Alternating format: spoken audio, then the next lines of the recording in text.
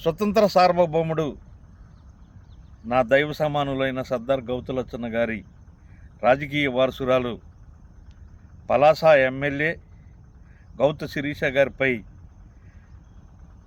నిన్న సోషల్ మీడియాలో వస్తున్నటువంటి అనేక రకమైన వార్తల్ని మనం చూసాం. వాటిని నిన్న గౌడు సంఘం నాయకులు ఖండించడం కూడా జరిగింది. ఆ తర్వాత శిరీష గారు వాటిపై వివరణ ఇవ్వటం కూడా జరిగింది. నువ్వెందుకమ్మా వివరణ ఇవ్వటం?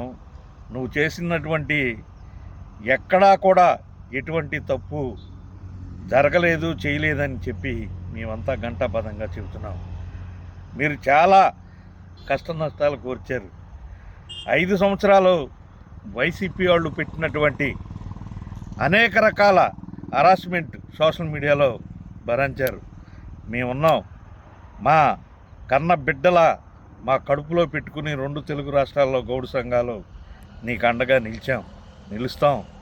ఎప్పుడూ మీ వెనకాల గౌతు కుటుంబానికి ఎనలేని అభిమానం ఉంది.